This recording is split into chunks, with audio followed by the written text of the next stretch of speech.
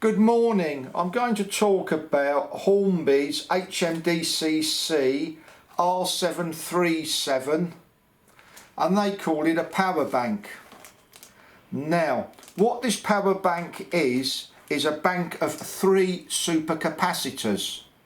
And the difference between a capacitor and a supercapacitor is a capacitor has low capacitance and has a high voltage rating. A supercapacitor has a low voltage rating and a high capacitance.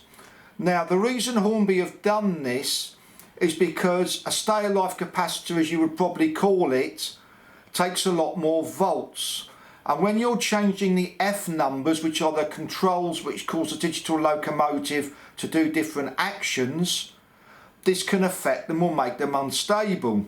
So where Hornby have been clever with this little device, with a supercapacitor, because it has a low voltage capacity, it's not taking any of the power that's being sent to the decoder to command the locomotive to do different functions. And there's 3 of them. Now, you might say to yourself, well, why do I want one of these? My track's great, my track's flat, it's absolutely fantastic.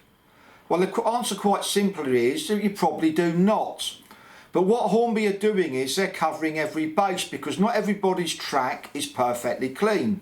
Now, a modern locomotive like this, Queen Maud, is absolutely loaded with pickups.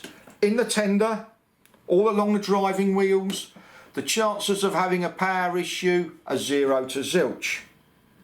Now, this is where it gets a little bit complicated. As such, you have a small loco like a Terrier.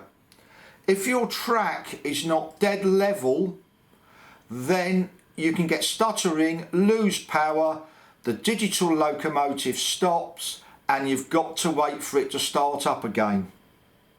Now, you might say to yourself, well, my track is absolutely fine. Yes, it is.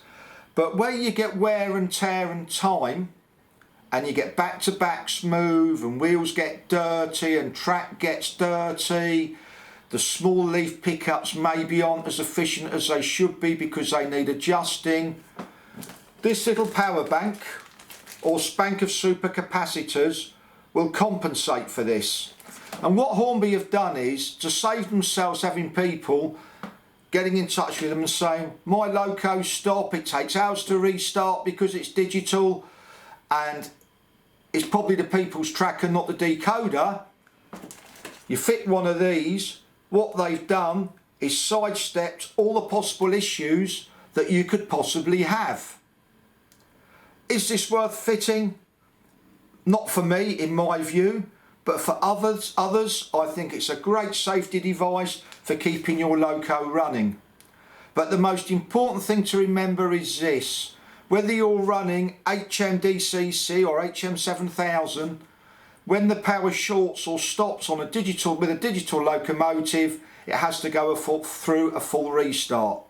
Also, this is handy is if you swap the points, you cut the power, oops, what have I done? This little device will give you time to flick the points back and the loco will not be affected. Thank you for watching, and I hope I've given you some information on why you would wish to fit one of these supercapacitors, or power bank as Hornby calls it. Thank you for watching.